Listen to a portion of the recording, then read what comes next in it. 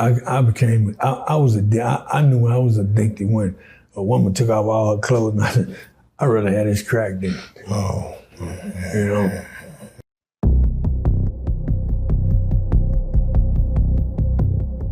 Addict Stories 101. We are back with another episode. First and foremost, we have Memphis, and I want to thank you for coming to sit down with us. For the audience, if you don't mind, let us know your name and your age. Well, my full name is Thomas Lavelle Webb.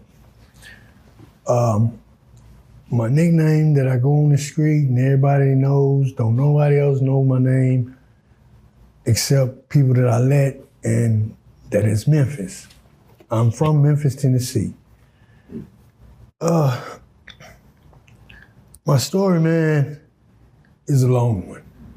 It's some sad, you know, some make me cry, you know, but I'm gonna deal through it and let you know how this really is.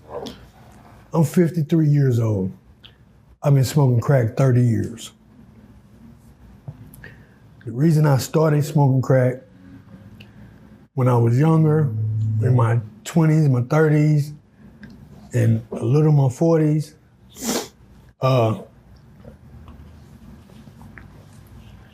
I was a player. I was a person that sold drugs and shoot guns and do things that, you know, youngsters do now. I'm not saying I'm the cause, I'm the problem. Yeah. You know? And I lived in 4 or 5 different states. California, Texas, Atlanta, and Memphis, and Mississippi. Yeah. I sold drugs and messed with women, and that's how I survived. You know, but then one day I was in California, I was driving, nice car had come up. The Lord said, you know, it's wrong what you do. You know, in my head, he didn't say that to me. Let me get that correct. Yeah. You know, but I was with a woman one night that wanted to get on my team, woo-doo-doo-woo, but she smoked crack. And we went and got her some, and I was smoking me a blunt and woo-woo, and I got curious.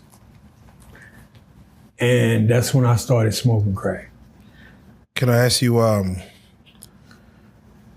what year was this? You said 30 years ago, so that's around, I'm assuming 23 as you're 53 now. No, 23, no. It wasn't 30 years ago then. I've been smoking crack since I was 31, 32. 33, I was full. Okay. So that's about what? That's about 20. About 20 years. Or less, you know. What state were you in with this woman? I was in California. California. And when I came back to Memphis, where my mom and my whole family stay, I tried to hide it. Mm. They eventually found out, and instead of me doing it where my mom is and you know, shaming her, careful. I came to the next place where my daddy stayed, and that was in Texas. Yeah. You know, Dad, he didn't mind what you do, as long as you got good grades and you come home. Yeah. You know, and you don't go to prison, you know, but I did anyway. I want to ask real quick though, you know, whenever we look at, you know, you already were smoking weed and you haven't tried crack before and you're going to try it for the first time. Do you remember that first time trying it? Like what kind of high it gave you, what the moment was? It gave me a high that I could never get off any other drug. This high, when I first did it, it made my whole body high. I'm talking about everything was, Wow. you know, and since this lady was sitting next to me, you know, so when you first get high off of it, every part of your body get high. Every part of your body is jumping. You know, just like when you be like, whoa, man, I like, you know, all parts of your body is doing the same thing. You know, that's the very first. And then you chase this high. Yeah, you like that high was a high that you loved, and then like you said, you chase it. Do you ever have that same experience, or it's the same experience each time for you? Do you ever have that same experience as the first time? Sometimes. Okay. Sometimes, if it's real good shit, excuse me. No, please. If it's real good stuff, you know, but it'll do you like that. But if it's not that good like that, you know, back in the 90s, that's what a good thing, you feel it. Now, it's just sacrifice, you know, it just cure your hunger. That's it.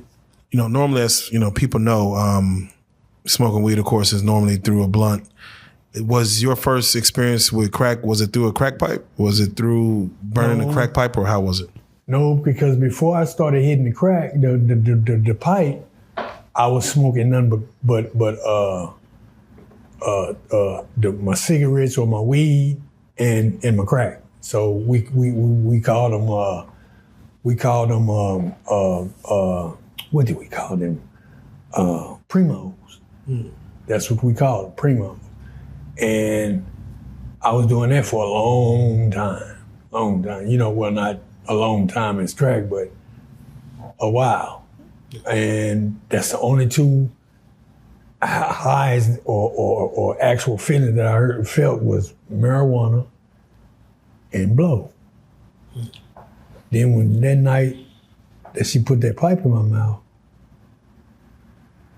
it wasn't like a high that you did with cigarettes and blow, you know. That's out of there. This is what I'm finna do. And I started doing it, and everything, you know, when I was doing it, I didn't look bad. I didn't. Yeah, what were you doing at the time? Like, did you have a job? Yeah, I had jobs at the casinos. I had good jobs. I did work on the side, like cut grass, and I had me a little grass lawn service. I had me a little service, you know, like the people what they call it, dash. I used to do that for my people in my neighborhood way back behind. You know, that's how I used to keep gas in my new car. Yeah. I was going to school. I was still doing my thing, you know, not going to school, but trying to get my barber license. And then it progressed. Year after year, you got worse. And my dad died, so I had no place to stay out here. Only got two sons out here, Ishmael and Thomas. Those are my two boys. Those are my two of my four boys, you know. Artez, he's in college. And Randall, he just do his own thing. He pretty much, you know, him and Thomas, they pretty much alike. You had these boys before your crack situation? Yeah, it was before I was on crack. Wow. I'm talking about my boys, they don't know me of nothing but, what'd you say you need? Let me go and bringing them brand new twin tennis, taking them to the barber shop every week, and we all get our hair cut and come back with new tennis shoes. That's all they've known. Memphis, can I ask you, at what point did you feel or think that you were addicted?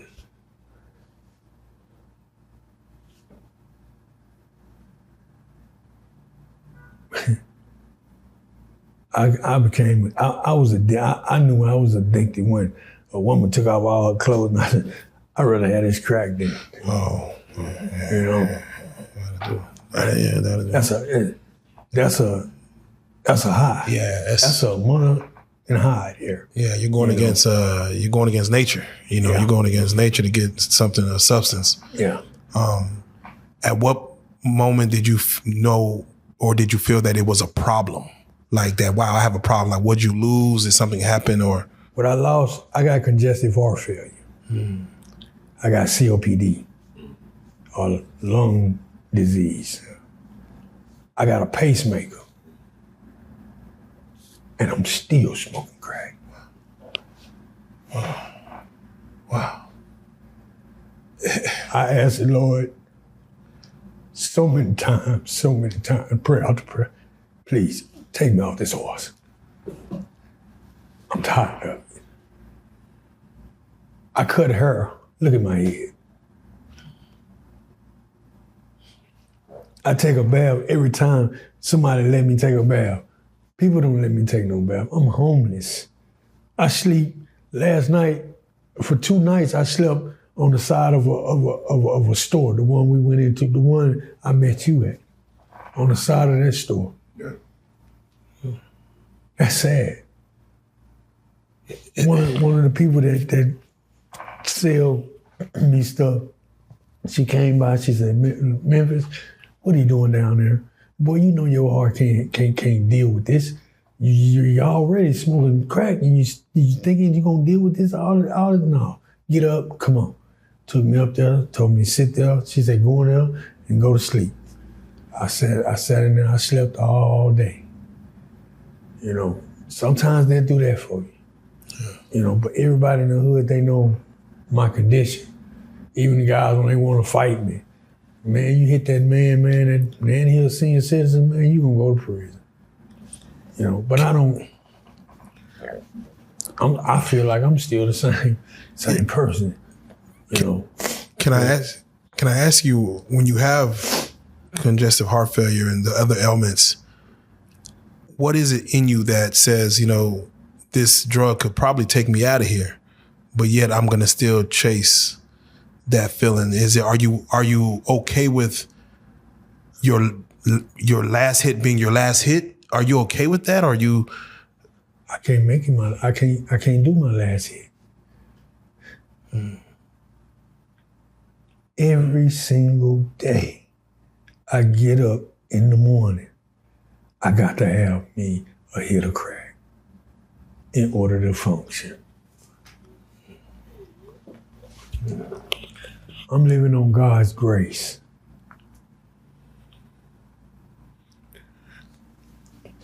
So, you know, I know that it can't take me out, but Lord has the last say so. If I don't feel it or feel it from Him, that I'm coming to get you, it's time. A lot of people that are dealing with drug addiction have found themselves, whether in a hardship or some kind of situation as, even though they were on something before, something that led them on to that next drug. Before you were introduced to crack,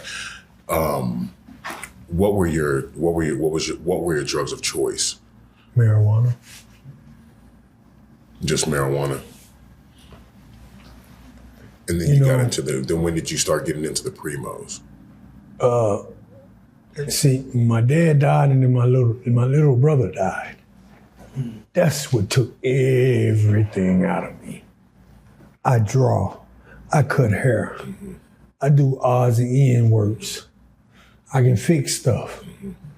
I'm good with my hands. My mama tell you that. Speaking of your family, can you go back and tell me what your childhood was like? My childhood was good. I had a family that loved me, even though my dad had left. Play sports? Yeah, he you know, because him and my mama, they battled over custody battles. You know, I played football. I was coming out All-American pick. Oh. What year is this? This was in 88, 89, 90. Oh, okay. 90, I was graduating 90. Mm-hmm. I was coming out, I was going to Tennessee State. I was going to go to Tennessee State, All-American pick. every high school in Dallas, Texas, and in Memphis.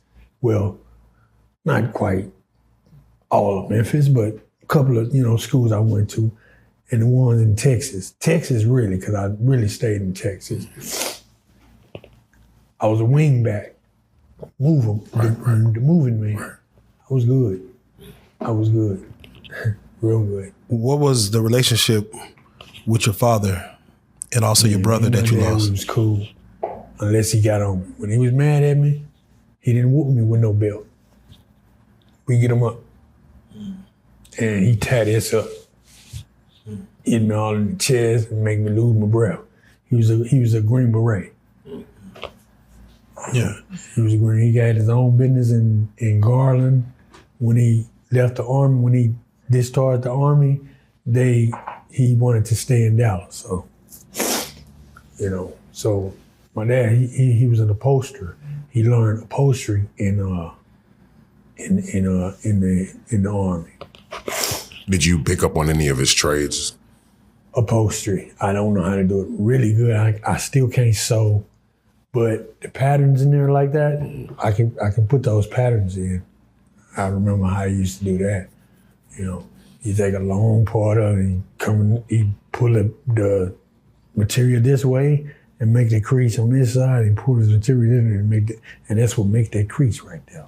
And your mom, the relationship between you and your mom? Me and my mom, we was good.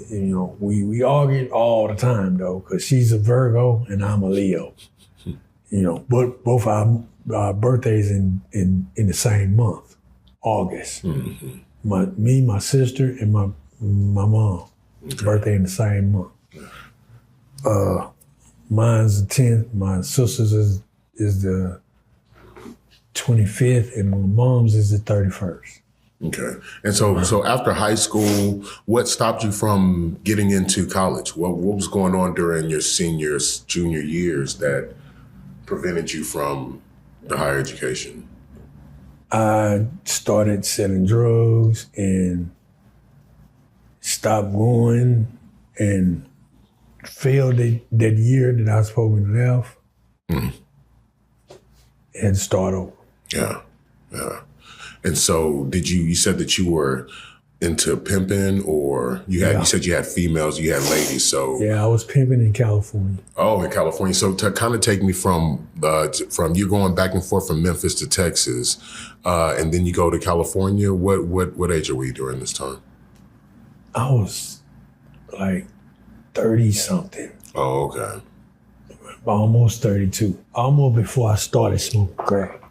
So I'm gonna say 20s, by now late 20s, 30s, or something around there. Somewhere around there. What kind of pimp were you? I was a finesse pimp.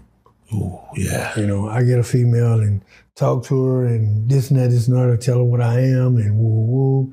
And, nothing happened to them. I don't beat them up. Nothing, put my hands on them, nothing. Now, I may what I used to do, I put a whole tub of water and put all ice. You're good.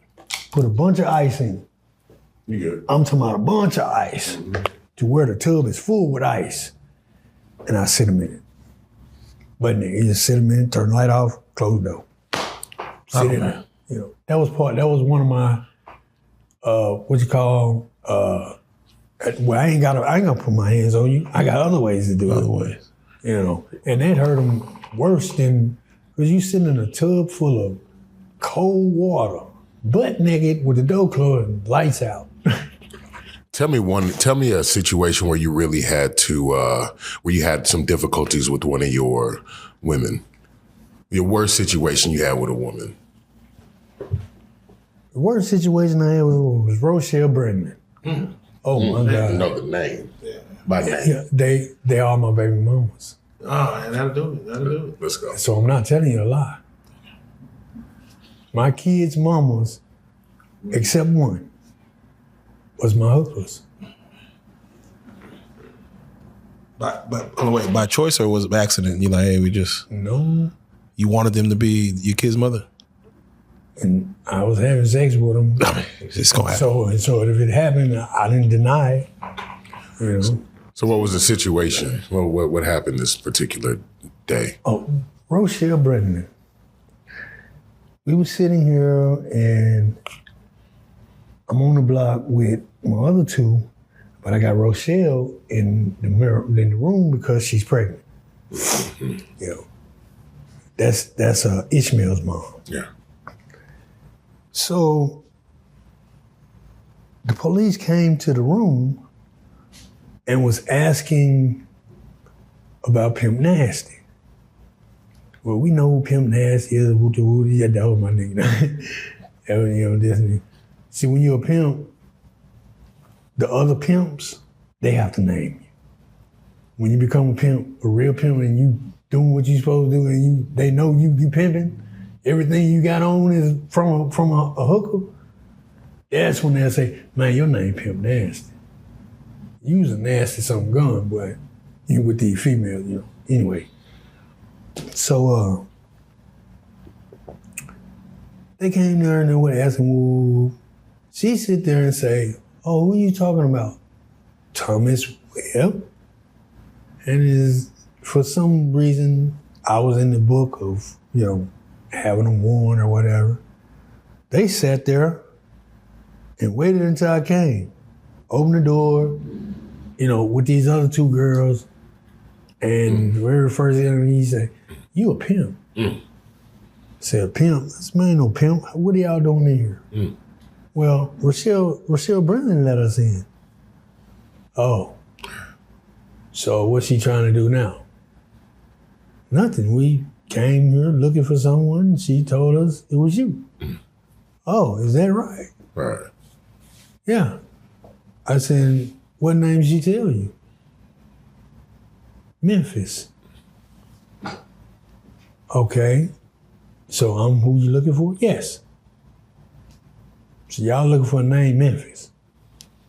Yeah, because your real name is woo woo woo. When she said Memphis, then we gotta do is put it in the computer. Yeah. You'd have been in prison before. Yeah, okay, so after they left, the girls, they were mad at Rochelle. Rochelle got to talking crazy to my she finna leave. You're not leaving, And all in all, she took a pan and she hit me upside the head, buzzed my head. Like a frying pan? Like the iron skillet? The iron. Straight up? And she hit me in the head with it. Ooh. The other girls beat her up. But what happened when they pushed her down the stairs, she's pregnant. Oh, damn. Oof. And so now, I did this. So when the police came, she was bleeding. When the police came and they said, well, who pushed her down the stairs? Nobody pushed her down the stairs. I said, me and her was arguing and because I didn't want to get the other two girls. Yeah, right. So that'd be all my girls gone. So I took that for that. And it was a long trial, a long way. I stayed in the county. I stayed in California County in Oakland for at least 7 months. What was it like doing time in Oakland? During that time? Jails are segregated. They're segregated. LA, really segregated. Because I ended up going up towards LA to do my prison time.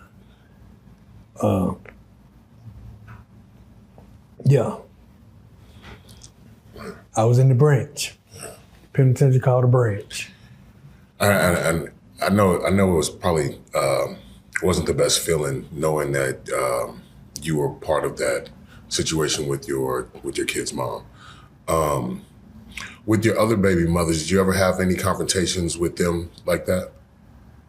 Because when that happened, even though he was the last baby, but I never did put my hands on them anyway.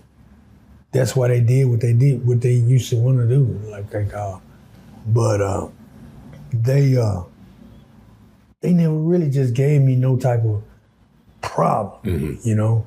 They did what they did because they wanted to, and plus, man, I'm not doing nothing with you.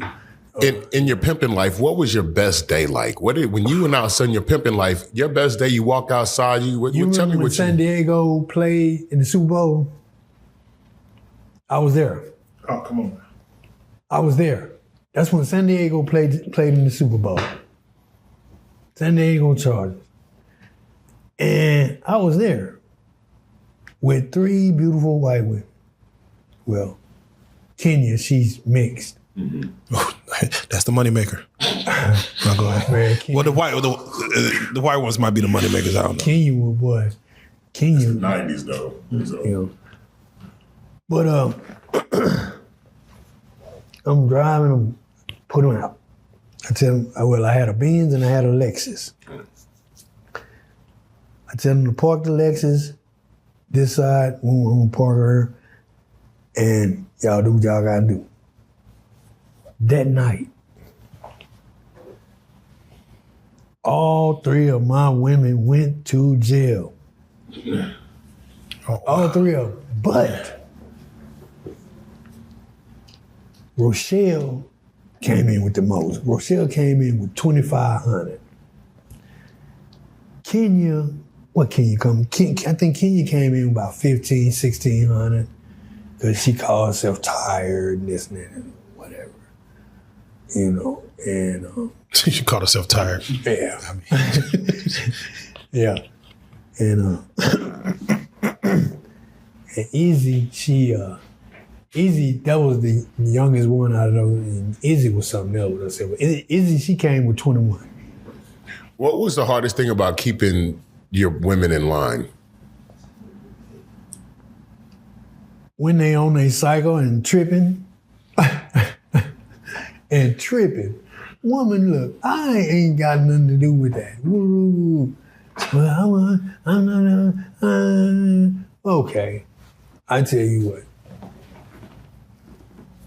You drive them around. You do all the running around with them today, since you can't take the world.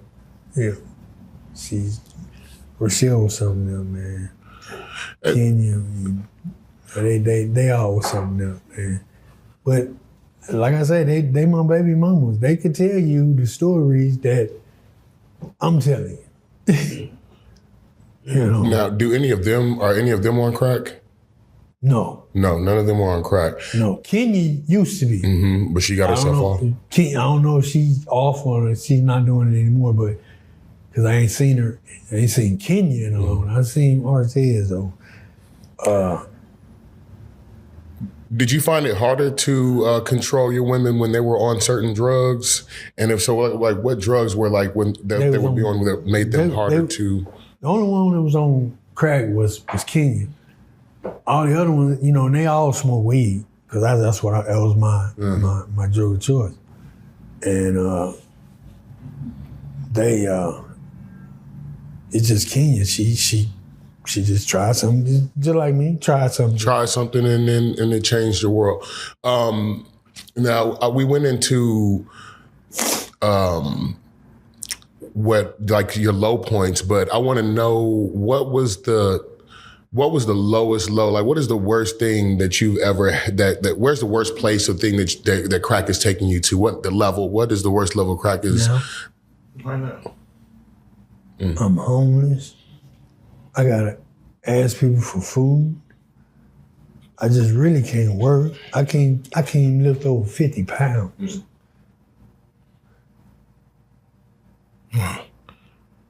I take this pacemaker out, in a week I'll be dead. Memphis, what would you say is the worst thing you had to do to support your habit? I ain't never did no gay nothing. Oh, yeah. With them. Snatch a person's wallet. You snatched a person's wallet? Yeah, he was sitting there trying to pay me for something that I had, and I snatched the wallet. And Took off running? Did he give chase? Yeah. Yeah. Did he catch you? Oh. Were you high then? Were you high at that moment? No, I wasn't high. I was wanting to get high. Oh, man. You know, but, you know, and I never stole nothing else from damn person. You know, you can ask anybody where I'm from. You know, the dope boys, they'll say to you the same thing. But for some reason, I just needed that high. Back in the day, were you ever a stick-up kid? No. No? I was just a pimp. Yeah. Has there ever been a time when you were on drugs and then maybe went through a rehab, a program or something that helped you maybe wing or? I did 5 rehabs. 2 of them in Memphis, about 3 or 4 of them here. Did any of them help or, I mean, of course not, but did any of them? One did. Can you explain, what did they do? You know, they gave me the tools to use. They kept putting them tools in my head until I learned them, you know. I got my tools, but when I want to get high, I ain't gonna use no tool. Yeah, no, that's real. What physically would you say crack has done to your body versus how you used to look physically versus now? I'm slower.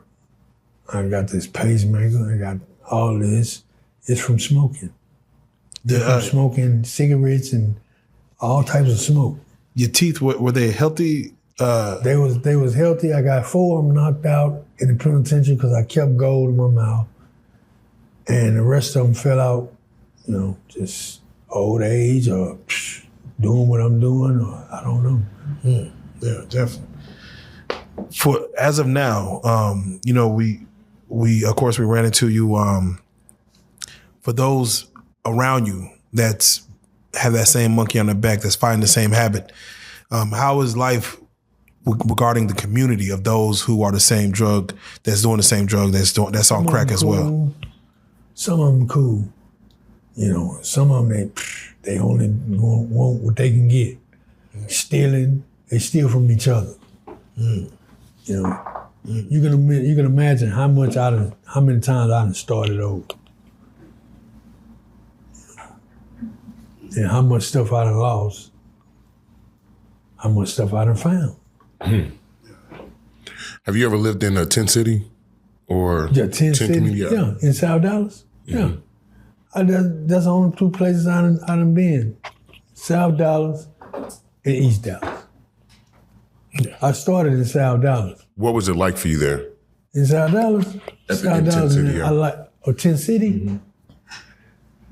Always trying to get something to eat, some food in there, you know, and really nothing too much bad because you had a place you can go get your drug and go sit down.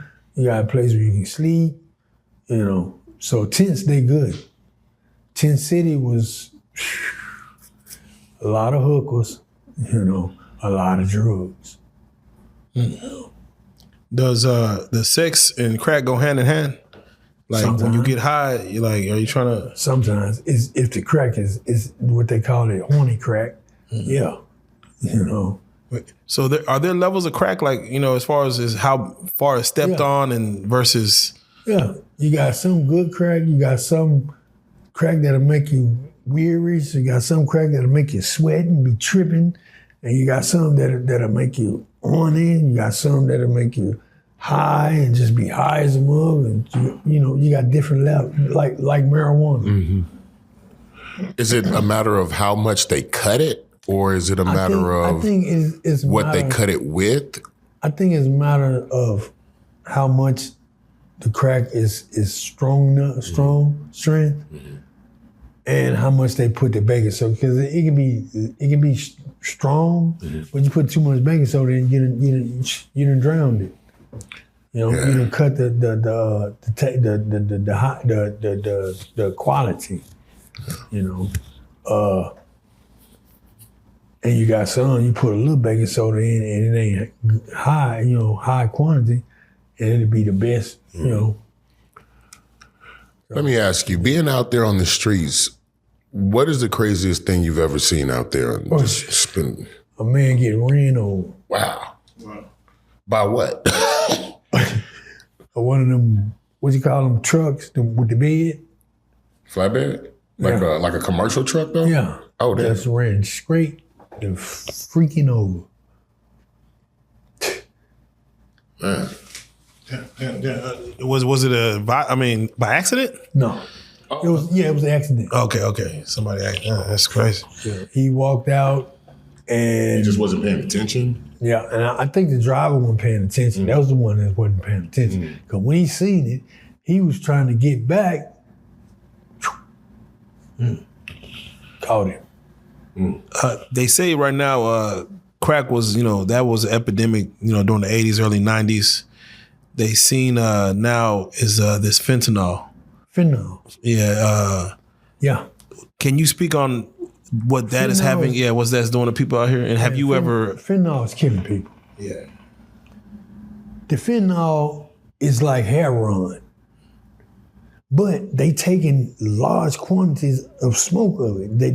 They smoking it out of like a straw and some aluminum foil, and they burning it and they going in the smoke. But with heroin, you can't take too much heroin. It same way with this. They don't believe that. They taking, man, I done seen a cat, man, sat there, man, and shoot that stuff up his arm. And bro, I'm trying to wake him up for hours. Man, sitting in the truck. I come back and trying to wake him up. Then I just went on and left him alone. Come back through 2-3 hours. Well, the next morning, he gone, truck gone, everything gone. He woke up, I guess. Well, no, it wasn't the next morning. It was the same day, but it was late. Fentanyl's it's an epidemic. Boy, I wouldn't touch that with a long handle spoon. The drug is killing people. Have you yourself had suicidal thoughts ever? Many times. And what caused you to have those thoughts, and how far did you go into those thoughts? Because you don't want this life no more. This life is but you can't get yourself to the point to your last one. You can't get your last one until the last one comes. When you yourself get say, you know what, I can't do this no more. Yeah. And that's when the inner man takes over. Because the outer man, he can't do it. So the inner man takes over. I don't want it in here no more. What do you say to the person that, you ask for money and they want to get you like a sandwich or get you something outside of money? I'm gonna eat. Okay, yeah. Heck yeah. What can I get? Yeah. I'm gonna get me something that I can eat. Yeah. Because the next person may give me some money. Yeah. I don't care nothing about the money. I just want to eat. That's the hardest. That's one of the hardest things in living homeless. Something to eat. Man, something to eat. You would think that's one of the easier things to come across. Is finding somewhere to sleep, warm and cozy, eating, and keeping clothes. Your things that you have to have, or your important things. They're gonna steal your phone. They're gonna steal it every time. Yeah. Phone, you can't get in them phones. Three men be wanting you type of shit, and losing your identification. Ooh, the identification. That's one thing I hear that always. Man, you out of there. It's hard to bounce back from that. Yeah, very much. Especially Texas making it harder. What do your sons say about your habit right now, and do you talk to them still? Yeah, I talk to them. You know, Artez and Dario. Dario is in Atlanta. Artez is in school, so I don't too much talk to them all the time unless I heard from their mama. Thomas and Ishmael is who I see all the time. You know, my son, he got a girl and got him well, I have another grandbaby. Oh, wow, yeah. You know, I got 3. Okay. So I try not to go around my son. You know, my son know what I do, but he never disrespected. That's good. And, you know, all my sons, they ain't never disrespected me. Never disrespected me. I love them for it, you know. Already. I want to ask, so you had a situation with your baby mother at the time that she was pregnant that did you about 7 months in Oakland. What other times have you faced incarceration? And what for? For cashing bad checks, getting caught with a gun. I bust a guy head, so I got assault with a deadly weapon. Oh man, did he owe you some money? No, I think him and one of my girlfriends, me and her went together no more. Okay. And baby mama was in, he started messing with her, he hit her. And she told me, so I got him. Oh, okay. That's wow. He's done. Yeah, he did something to her and she didn't like it and she came and told me. This is one of your women? That was my baby mama. Oh, this one, okay. Yeah. The other boyfriend. Mm-hmm. Yeah. You just did jail time or you did prison time? I did prison time too. I did prison time 3 times. How much time you did overall? Overall, I did 15 years. Oh man, yeah, no, it's back and forth. Yeah, it's powerful in itself. Where at? This was all in California, or no? This is California and Texas. California and Texas. Yeah.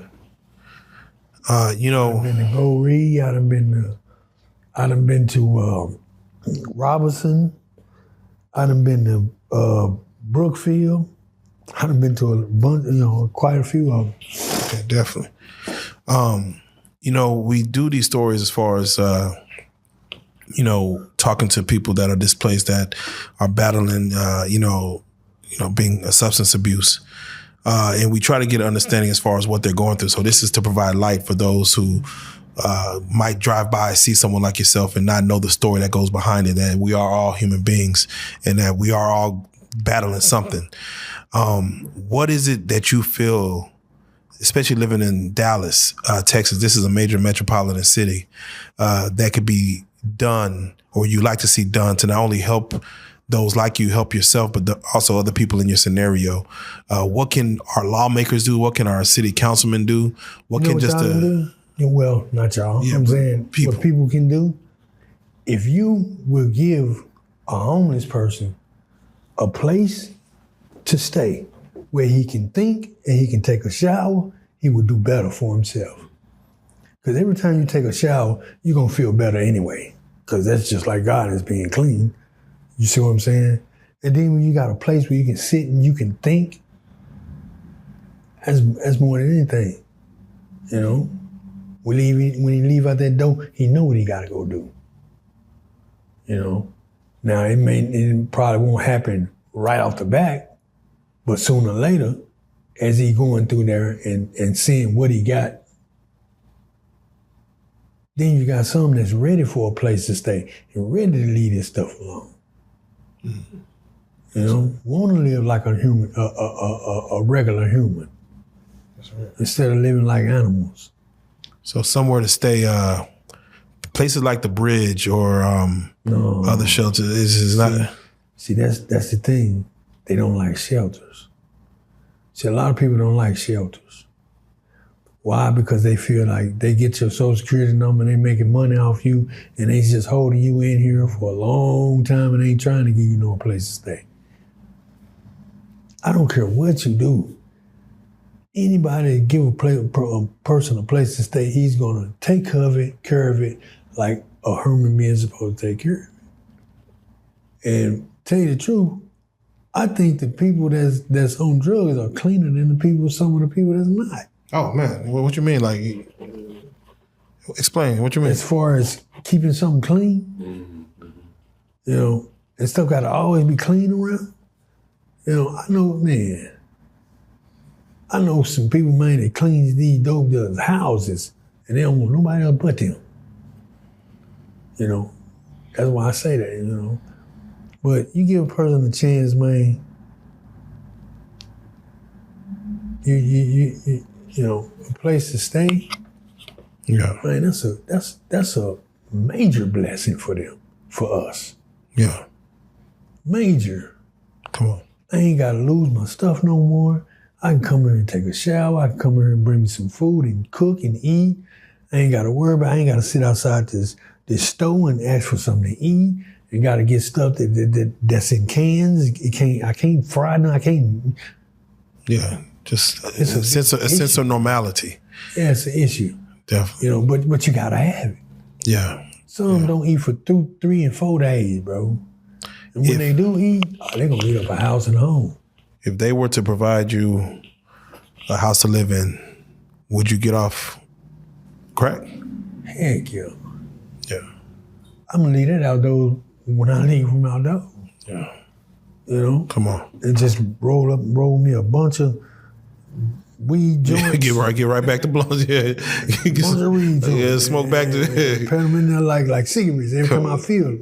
Come on. There you go. There you go. Man, that's real. That's gonna be, man, that's boy, I'm talking about every thing that them people taught me will come back and say, hey, look, it's already there. My tools, I get to using them. But out here in these streets, man. Yeah. I gotta have some, man. Hey, on Addict Stories 101, we really like to, for those people that are out there that are going through, maybe curious as to what you're doing or a crack cocaine or this, can you give a word of wisdom to those out there that are listening right now? A word of wisdom? Word of wisdom. Never try nothing new. Come on. And please don't get on no crack. You can stop any other drug quick, just like that. But crack, you can't. It's too hard. It's hard. Don't never get curious about any other drug. I would say don't do none. But I know everybody's minds need something. I say do marijuana. Yeah. Hey, yeah. Memphis, I want to thank you for being brave and speaking out and being vulnerable for people that are out here listening. Also, just know that the people that are listening, they're praying for you. And man, that's the one person I need. Absolutely. But I want to thank you. This is Addict Stories 101.